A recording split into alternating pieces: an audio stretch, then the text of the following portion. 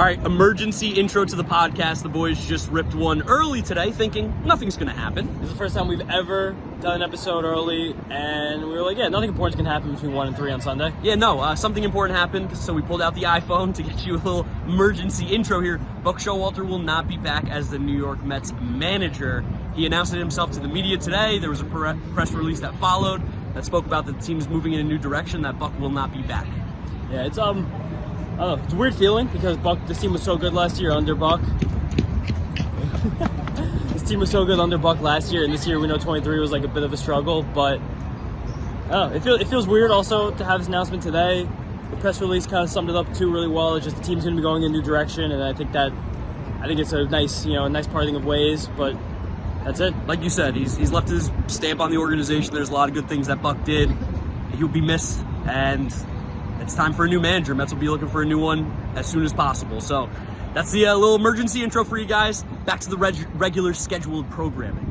What is up, Mets fans? Welcome back to the last regular season episode of the Mets'd podcast. We're actually ripping this before the game even happens on the day. Yeah. We're just having fun. It's the last day of the season. Wanted to get everybody out early. We record these after the game, and we're going to have some fun after the game. So today we're just going to go ahead, rip an episode, have some fun. Not going to go game by game, just kind of talk about the season, how we're feeling, what was going on, all that good stuff. You know the drill over here, guys. Thank you so much for listening and watching. Make sure you follow us on our social media at Mets'd on Twitter, Instagram, and TikTok. Subscribe to the New York Mets YouTube channel if you want to see the video version of this. And if you're listening to us, Apple Podcasts, Spotify, Google, Odyssey, drop us a rating, drop us a review, download, and subscribe.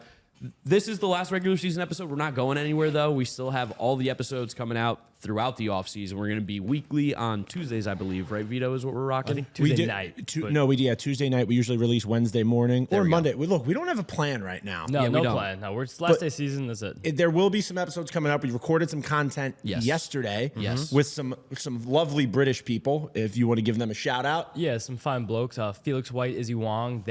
Felix is, I think, technically the ambassador to baseball in the UK and announces both Major League Baseball and cricket in the UK, and Izzy Wong is a young, kind of rising star cricketer. She's Jenny Finch. Yeah, it's a fantastic bowler, which is their term for pitching. Talked to them yesterday for a while.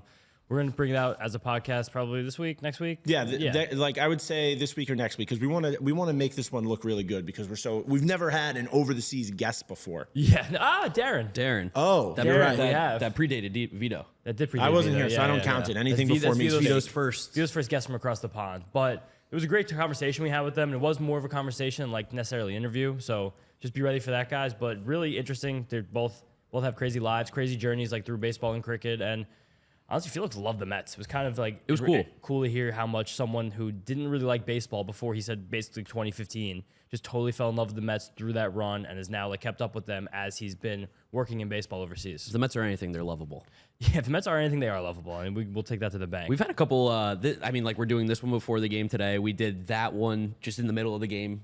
In the middle end of of the game one yesterday before game two started. It's been an interesting week of podcasts, but I mean, honestly, it's kind of just been an interesting season in general. Yeah, I think something fun to do. I want to talk a little bit about the games this weekend, just because that's what we do here. But I want to talk about them. You get a so little distracted. Bit. Yeah, and then we should almost just talk about good things, bad things from the season, just kind of give you guys a little refresher over what we saw, because it's been a hectic 6 months here since April 1st. A lot has happened. We've changed angles, even in this room. We've changed angles. We've changed players. Yeah, changed players. There's just been a lot of change, a lot of things. We got to talk about it. Yeah, I mean, yesterday was cool. Doubleheader. I always love doubleheaders. Doubleheaders are fun. I enjoy doubleheaders. They're it's funny. Sorry. We got to be out by 12, so Okay, that's fine. No worries. I got distracted a second.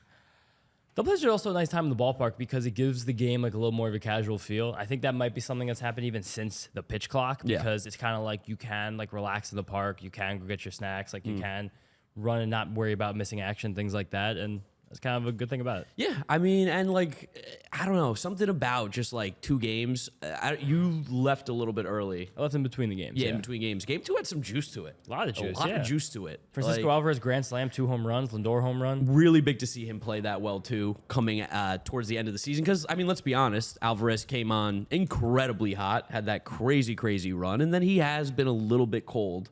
He's been a little cold. He's been quite cold. Yeah, It's he's been quite cold the last month or so. But to get up to 25 home runs, which is still short of the record, and Hey, one more game. Could happen. We'll let you guys know. I mean, maybe we're gonna sound like idiots. I hope we do. Yeah, I would love to sound like an idiot. No matter what, he's the most home runs for any catcher in the National League. Yes, That's easy. That's a fact. And he's how old, James? He's 21 still. 21. We haven't said that in a minute. No, that's because he's he been a little has been cold. I mean, Yeah. also his birthday is November 19th, so we'll do a nice celebration for Francisco Alvarez's 22nd birthday. Everyone be aware of that one. Get ready for that circle on the calendars. We can no longer use that line. No, but we're still using that line because it's still the season and it's still happening. And I mean, how many catchers led their league in home runs at that age? I don't think any. Not many. Maybe Not bench. many. I haven't checked. Yeah, I mean, 25 home runs so far, 63 RBIs. He had 6 yesterday. It was a good day for the young guys, too. Like, Beatty had an RBI as well. I think he had an RBI in the first game and second game. Ronnie Mauricio got a double off, what was it, Michael Plasmeyer? Yeah. You gotta focus up here. I'm trying to get some Alvarez stats while you're here. But yeah, I mean, the Phillies, they didn't really roll out their best lineup. It's funny that like we see. I've moaned about the schedule a lot this year, and you kind of see the Phillies only get to come here now 2 series a year, and one of them was in May, Yeah. and then this one kind of just is like, all right, We've seen Bryce Harper play, this is it. Yeah. 3 games. 2 games. 3 games this whole year. Yeah, so. And the last time they were here, we swept them. To even think about this, and we have another chance to do that today, which is hilarious. Yeah, so funny that we're going to possibly win the season series against Yeah. the Marlins. I've got a Phillies take for you. Hit us. I think the Phillies are ripe for the picking I don't know what that means. in the wild card round. I think they could be upset. They are Okay. the first wild card seed. Yeah. Yeah, There was a lot of swing and miss in that lineup yesterday. Now, obviously, credit to Mets arms. You're really liking these dad sayings now. That's not a dad saying. That's father of one. that's Right a for the thi- picking. They're ripe for the picking. There was, I mean, yes, they kind of had like a line change between games 1 and game 2 on Saturday. The days are really blending together right now. Yeah, a little bit. And bright in here. these games are meaningless for them 100%. Staying healthy Totally. is important, but Yeah. they did not look great whatsoever yesterday. I think there's also something happening to the Phillies right now where there's like such an assumption that Yeah. they're kind of the sneaky team to beat because of last year, Yeah. and it's just hard to do that 2 years in a row. I mean, there's the whole conversation right now about like this Marlins game on Monday, like what to do with that. And like, do the Marlins come? Do they play? Do they end up doing this? I mean, at the time of recording, we don't know what's going to happen. No, and they can change But their everyone seating, yeah. wants to avoid the Phillies and wants to play the Brewers right now. I'd rather play Philly than I don't want. You cannot ask for Woodruff, Burns, and Freddie Peralta. Yeah. You can't Totally, but ask it's for still, that. It's still Nola and Wheeler. I would Nola had it rather bad. face Nah, Nola and Wheeler. I would rather face them than them, but I would also much rather face the Brewers lineup than the Phillies Correct. lineup. It's not But- even comparable. but in Without the Reese postseason- Hoskins, Reese was a huge but- part of what they did last year in the playoffs. totally. Their but lineup this- is still the bat spike. yeah. You know, their this lineup is still good. though. amazing. Yeah, it's good. I Nick don't know. Castellanos had a major bounce back here. I don't Yes. think enough people are really discussing that. It's not been like the same power production. The OPS still under 800, but also Bohm hitting right in the middle of that order Yeah. is kind of a bit of I don't know what to call it, like a bump, is rather than just like something you have to avoid. He is pesky. I'll give him pesky. He's good. He's up to 20 home runs. Sure, but like Trey Turner, Kyle Schwarber, and Bryce Harper are 3 of the best baseball players on planet Earth right now. And to start any game against those guys, when the Brewers and we love this pure person a lot, but when Mark Canna's in the top 4 of your batting order in a postseason series, it's different. It's just a different vibe. Yeah. Well, you got to play different games against those 2 series. Against the Brewers, you have to scratch out runs every 90 feet matters in the postseason. Against the Phillies, especially at the bank where that series is going to take place, Yeah. Do they you call could it the sneak a bank? couple in the basket, flower, pot, bed, whatever they got going on there. Those will be totally 2 different series between whoever in Milwaukee and in Philly. I almost don't want to hear any Aaron Nola slander. Aaron Nola's put together 5 years of. I don't think there's slander. Well, John, Yeah, he just hasn't had a great season. For sure, no, but that's also right. not Corbin Burns or Brandon Woodruff or Freddie Peralta. totally. Freddie Peralta's had, after having a blazing hot month and a half, his last 3-4 starts. And there's always kind of a workload thing with Freddie Peralta where you don't know what's going to happen. Now we're just doing the Mets'd playoff preview, which Yeah. I kind of love. Yeah, whatever. I mean, Yeah. Sorry. do you guys want to No, hear this is about the great. games from yesterday? Yeah. Honestly, I mean, the Mets won too, but no, I like just talking about baseball. Yeah. But I think that those 2 will be overwhelming favorites in the series they're in no matter what. yeah. And I think the National League playoffs will be better off if those are the 2 teams that advance. But I that's kind of honestly- the beauty of the 3-game thing. You don't know who's going to do it. I honestly we're talking about who the Marlins and Diamondbacks want to play. I feel like if you're the Phillies or Brewers, you're like, I want to play the Marlins For sure, You don't want to 100%. run into the Diamondbacks. The only thing about the Diamondbacks, You're though, Marlins, John. John's smirking right now, but the difference there is that the Marlins have the opportunity to manicure their rotation. Yeah. Diamondbacks do not. Diamondbacks just went hard these last couple games. Has to. You're not going to have Gallen and Kelly on regular rest for those. Are they That's not? a big change. No. The Marlins can also make the choice. I think Gallen pitched Friday, so Gallen game pitched one, on the he's- 29th. Okay, yeah. So he's fine. He'll regular-ish. Yeah, but I mean, Not for game 1. Game 2. Game 2. Yeah. well, that changes things a lot. Your best Yeah. pitcher's pitching game 2. I mean, regardless, you have to win 2. I don't necessarily like if you know Gallen's starting 2, that's all that matters. He's not Cy Young. Like he's not like a guaranteed win when you have Of Zach course Gallen not, on the but mound. he's one of the best pitchers in baseball. If you were gonna hype up Nola and Wheeler like you just did, I'm you not gotta hyping hype him up. I'm up just saying. Gallen. No, I think Gallen's amazing. But I'm just saying there's a big difference between him Just starting. give some respect to the Jersey kid. It's not that I wasn't like hyping up Wheeler Nola and disrespecting Gallen. I think it just definitely changes the tenor of a playoff series when your quintessential game 1 pitcher is not pitching game 1. Okay, I can I think understand that like that puts you behind the 8 ball a little bit, especially when you have one pitcher so significantly better than the rest of your rotation. I mean, Merrill Kelly will probably start game 1. I know, and Merrill Kelly's fine, but he's not Zach Gallen. For We sure. talk all the Yeah. time about the difference of like a pitcher, whether or not they're going to be successful in the playoffs versus the regular season. I don't think that Kelly's bad, but Kelly is the pitcher that you're giving a shorter leash to in a playoff game. For sure. And a guy like Merrill Kelly, who sometimes can like battle through trouble in the 3rd, 4th, or 5th inning, men on base, a couple runs, and then make his outing look good by cruising into the 7th. Yeah. That's not the kind of thing that happens in a playoff game. No, in a of course playoff game, you have to get a hook. The Diamondbacks do have some good long relievers. I'm sure Brandon Pfaadt will probably move into a relief role. Yeah, like, has to. probably as a piggyback. He's been Paul Sewald's going to see some big innings, some high leverage innings. Paul My Sewell's enemy. also had a great second half here. I mean, like he has. He has 3.5 ERA. ERA for relievers doesn't matter. He's walked 5 per 9. He's striking the world out though. Nah, is he though? I don't know. Let's see. His stuff plus looks amazing. His strikeout numbers are the worst they've been in years in Okay. Arizona. 25%. Your guy stinks. It felt good in my fantasy team these last couple weeks. 12.5% walk rate. The I highest got- it's been in years. I Stinks have in Arizona. a crazy tight fantasy matchup today Paul coming Sewald. down for a championship. You're talking about baseball. I was going to Yeah. say, should I start Cam Akers? We trusted him in his first No, week you in can't Minnesota. start him. Can't No, start I today. wouldn't trust him ever. We gotta You gotta see one. Got to give him some runway. Gotta see one. I mean, Alexander Madison stinks. So Yeah. he'll eventually take over He's that on job. fire. Had a decent week last week. This is a mess up Friday. Yeah, we're gonna get to the Mets in like 2 minutes, but this is funny. The Devon A-Chan last week. I think it's Achan now. A-Chan. A-Chan or Achan? A-Chan. A-Chan. Devon A-Chan. A-Chan. I just told you. A-Chan. Okay, so A-Chan. He had 200 rushing yards last week, and Vegas said his line today at 36. Huh. That's bizarre. Interesting. Well, they're playing a much better team. Yeah. Yeah. But all right. He's also Mostert's back and Salvana Mets back. Back to the Mets. Back to the Mets. Football hour. And speaking of the Mets, first, real quick, before we get to estimate, we're talking about the Diamondbacks, Marlins, right? The two teams, like the Mets almost knocked both those teams out of the playoffs. Yeah. The Mets Yeah. dominated the Diamondbacks, have for a while, and dominated the Marlins this year. So A little bittersweet. a little bittersweet. Just saying Whole that thing's bittersweet. Mets played well against some teams down the stretch. You like to see that. And at the end of the day, like it would have again taken 84 wins to get into the playoffs. Well, that's what the third wild card does, which I love. Keep teams in the race, keep cities I engaged. agree. keep teams in the race, keep things alive. But again, we're having just bad teams in the playoffs. Yeah. Marlins are bad.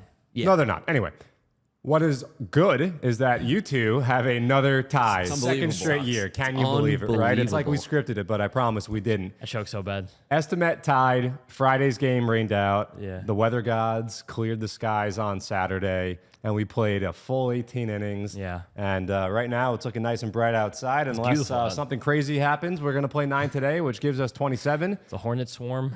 The Hornets. You never know. You never know. What could cancel today's game? Locust. What is the craziest thing we could Something think awful of? would have to cancel today's game. Let's be Locusts. honest. Yeah, locust. Locust. Now we're just talking 10 plagues. Yeah, exactly. Anyway, so I don't know. you Some guys are structural tied. issue. A la FedEx Field.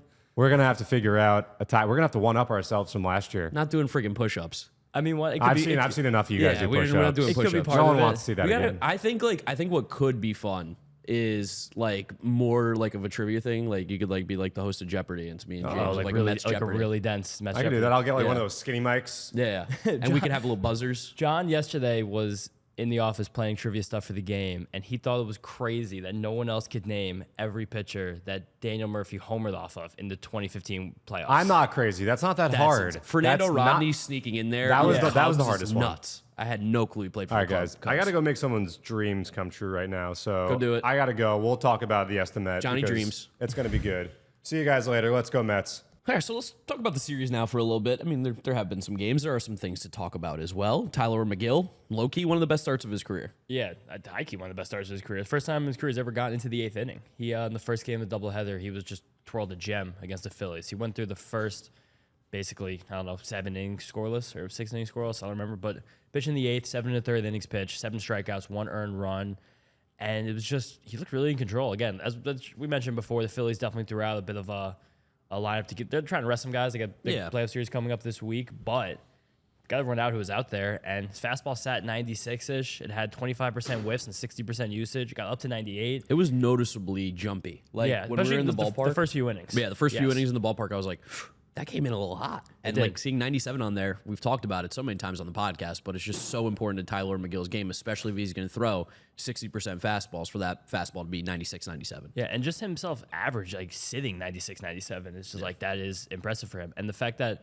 we've talked a lot about Tylor McGill holding some velocity back, a lot of points during his stretch where he's been pretty good. Yeah. This start, he just was throwing. He was just throwing as hard as he could when he began, and he kind of tricked down as the game went on, which I think that might just be his natural way. And like maybe, again, we'll see. Like I just think that it's impressive to see McGill bounce back. We're going to also talk about David Peterson in a second because we didn't really get to him during the wet episode on Thursday night because there was a lot of chaos going on. But those two in general, just coming into the rotation in August when the season changed and just being reliable starting pitchers is something that I don't know if exactly, I'm not going to say it changes the equation for next season, but these are two guys where you watch them in the first half of the year and you're a little bit, what's the word I'm going to use? A little cautious about their future. Like, I mean, McGill's a guy who still hadn't had the breaking ball develop yet. You were thinking about him as he's the kind, that's the kind of profile that gets non-tendered sometimes. But now I think we're far past that. Yeah, I mean, like the two of them, we talk about all the time, like pitching depth is super, super important. And I do think right now, like that's probably where they are, is they are going to be pitching depth, I would think. No, for sure. But that's good pitching depth to have right now. Totally. And now we kind of sound like broken records going back to last year. But as I just, there's no way you can like watch me just watch me. Like, I don't think these guys can be the 6th and 7th or 7th and 8th starters next year. Like, I'm not making them the 5th starter. I'm not making them the 4th starter. I'm not saying I can't wait earn it. Yeah, I can't wait for these two guys to be in the rotation because we've seen them be inconsistent in the past. But Tylor McGill, since he came back from rotation in August, he's had like a 4 ERA. And even if you take away those first two starts, which I think are kind of fair, like just come back, getting your bearings a little bit. He's had a 3 ERA in 45 innings. Okay, so also, like sure. I mean, I'm cherry picking a little bit here, but like, okay, I think his last 8 starts have been incredible. 4 just since he came back rotation. There are also starts in there against the Orioles, starts in there against the Rangers, some really good offenses, and starting against the Braves, Mariners, Twins, Reds, two against the Phillies. These are all teams that are above 500. And again, we're not being like Tylor McGill's going to be the linchpin. The next Jacob deGrom. No one ever should ever say that. But anyone ever, it's bad. It's bad. It's just bad right there. It's a fact that what we were saying about him like the previous offseason, where if he is someone who could be someone who is like a very valuable weapon. Yeah. And just having him here, a guy who's he's still going to be basically free. Yes. And a team that doesn't have a lot of innings banked for next year. It's something that's also we talked about a lot last offseason. The offseason now, it just feels like we've just like sandwiched ourselves back to the offseason. Yeah, a little bit, yeah. Like the last 6 months, you just like blink 3 times. I don't really know what happened. Doesn't really make that much sense. I mean, we were talking about it. We're like, this season went by so quick. So quick. So quick. Like opening day, spring training, like where did that happen? It also felt like 2-3 different seasons in one. Because you had the first season where it was like full of hope, like, let's go win the World Series. Then it was like, okay, this doesn't feel that good. And then it was like, oh, this feels quite bad. Yeah. And then it was just like, we traded our guys and let's just have some fun. Yeah. You know what I mean? And like, since like the let's have some fun, everything just came off a little bit. Like that's when McGill and Peterson came back and threw their best. And there will be a lot of dissenters to be like, oh, they pitched their best when it didn't matter. Quote unquote didn't matter. Yeah. Which isn't really true because everything always matters for these professional athletes. Peterson's ARB eligible this upcoming offseason. That's huge for him. Tylor McGill's coming up on it in 2025. Yeah. Like these are all numbers that are going to help them get paid more. A lot. And now to talk about Peterson, he just in general has looked really comfortable since returning to rotation. He went toe-to-toe with Jesus Luzardo on Thursday night in a game that was a must-win for the Marlins. He is their best pitcher with Sandy Alcantara on the shelf. He threw a gem himself. Yeah. But David Peterson said, no, you can't beat me because he went 7 innings, no earned runs, 8 strikeouts, 4 hits, 4 walks. He had 4 different pitches with multiple whiffs. And something that we talked about a lot during the game, his sinker was way down in velocity. Yeah. And it seems like as Peterson has been on this run, pitching much better of late, he has taken a lot off his pitches and gotten more movement. Namely, that sinker on Wednesday night has the most horizontal movement he's had in a start this year. I think horizontal movement on a sinker is something that is incredibly important. Gets that little fade. It's like, away from the if I'm taking lefty coming in. Always goes arm side. Yeah, arm side. Which is, I mean, you kind of want movement on your sinker, especially if the velocity is not going to be elite. Like the difference from 91 to 93 is like, okay. Yeah. But like to get a couple more inches of a fade there, that's awesome. Yeah, I mean, if it's kind of playing too, and I think especially with David Peterson, a guy who mechanically, like being so tall, we've seen him have trouble with his mechanics in the game. I think something like trying maybe not to throw as hard as he can could be good for him because he can just focus on being consistent with his mechanics, consistent with his arm motion, keeping everything very, very simple. Whereas throwing hard, sometimes you have the tendency to want your arm to speed up a little bit. And we've seen David Peterson have innings this year where everything is missing up and away to right-handed batters because his arm is just lagging behind because he's trying, or it's ahead, whatever it is, because he's trying to speed it up to catch up with the rest of his body, probably to throw hard. Yeah, and I mean, I'm showing you the pitch chart right now. I'll send the video to put in. Like, he got 15 called strikes with the sinker. That's really good. On Thursday night. That was nearly high for him. And we're talking about this more like repeating mechanics with such a big guy. And him having that kind of command and getting that many called strikes with a pitch gets him ahead in counts. That's what makes the off speeds play up a little bit more. The slider has looked good. And also with taking the pitches down velocity-wise, getting better mechanics, repeating them, having better command. The slider also talked a lot about having more vertical movement in the second half this year. Since he came back to rotation, it's a 3.8 ERA and 28% strikeout rate, 11% walk rate. That is the strikeout rate, walk rate. That's like Senga. That was the thing that we got really excited about last year when the season ended with David Peterson, where we're like, this guy's gonna be a really good piece in the rotation this year. And it took a little while again, but in a roundabout way, he wound up being an okay piece in the rotation. People don't want to hear it because he got blown up in April and May, which makes sense, but you can't really turn your nose up at 2 months of real data here where he was, again, we're not being like David Peterson opening day starters in 2024, but like David Peterson as a member of the rotation, a guy who's arbitration eligible, like it's a logical place to be. It's not a bad place to be to have that. I mean, you look at his last 6 starts, 8 strikeouts, 4 in the 4 innings, and then 8, 10, 7, and 8. Like, just getting that swing and miss is so important for David Peterson. Glad to see him end the season well. Yeah, glad to see him in the season well. I'm going to see where he ranks in strikeout minus walk rate because I haven't talked about that in a while. Kind of funny to see that his last start is technically still not over. Like, the game's not over yet. Well, the game is not over. We know that. It says tied 1-2. Yeah, I mean, it'd be fun if we were here for that. But if it winds up happening, I want to see where Peterson ranks innings pitched since he came back in rotation August 1st. August not innings 4th, pitched, no. technically. Yeah. Was the first start back for him, where he threw 3 innings against Baltimore. Didn't give up an earned run. Again, like you said, like just pitching against good teams, pitching well. David Peterson, something to keep an eye out for, obviously, moving into next year. And then just while you're looking that up, just to talk about the offensive side of things as well. Alvarez, Lindor, Beatty swinging the bat a little bit better as well, which is good to see. Pulling the ball a little bit more as well, too, which is something that we've talked about that we want to see him do more.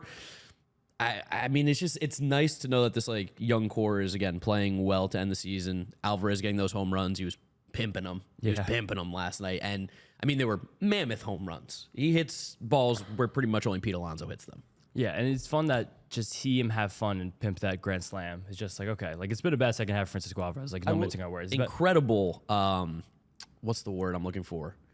Demeanor. He hasn't looked down. He hasn't looked like frustrated, I think is fair, but like not in the way where it's like bad body language or anything like that. Never. Of course he's always smiling. He's always like happy. And like, he's a dog. He's some of my favorite body language on any team I've ever rooted for ever. Yeah. Like he is so positive. He's so active. And again, like not to mince words here. We're not a batting average podcast, but he got 180 batting average in the second half. Yeah. Like it's been a trying second half. There's also, we talk about a lot, the most baseball he's played, especially competitive baseball, is not this competitive baseball, this trying and taxing of baseball ever, his entire life.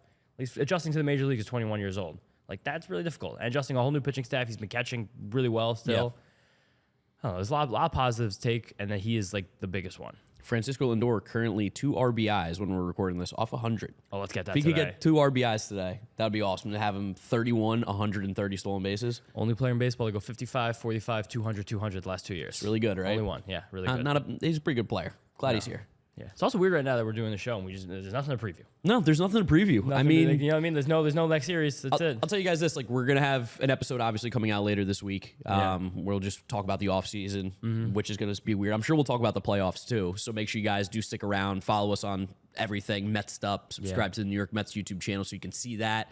We're still pumping out episodes every single week. Again, I think we said Wednesday, but we can change it up. We can do whatever we want. We haven't put a hard schedule just yet, but I don't know. I think that's pretty much it, right? That's a good way to end the regular season. I think, yeah. I mean, it's just the only other thing is just like this is the season. Like, there's that when baseball ends, like there's that like nostalgia that comes over you where it's like, oh, this was something I had by my side every single day, and now I don't. And what I tell you earlier today, I was like, it feels like it's the last day of school. It does feel like, especially in the ballpark. Like, I don't know, we're gonna have a little rap party. Like everyone's like saying like especially us too, because like we're contract and everyone else is they're here a lot more. Than us in the off season, like consistently in a day, like in the office. So we're just like saying bye to people. Yeah. That we were hanging out with like a couple times a week for 6 straight months. No, it was. I mean, like the season was not great, but always fun to be here. No, yeah, and a couple people had Naomi asked for a shout out for the Hodges entrance. Yes, So shout out to Hodges entrance. We'll see them. Shout out Kim, she's a gem. Shout your boy Ozzy. Shout out Ozzy. Ozzy, we missed you in the last episode. Shout out Ozzy. Also, met someone outside the park when I left the game on Wednesday. He said he's been listening to us since the first episode. Whoa. So shout out him right in front of the ballpark. That was really cool. Who else? Shout out Steven. Shout out Vito. Shout out John. Shout out Brian. Who else from the season? Shout out everybody. Yeah. Shout out everybody. Bobby, Brendan, I don't know, Matt, Josh. Shout out everybody. Shout out everybody. Appreciate everybody listening. Taylor and Appreciate Dylan. everybody watching. Shout out the gang. Supporting the podcast. Yeah. And I think that's where we're going to end it. Yeah. See you guys. See you guys next time.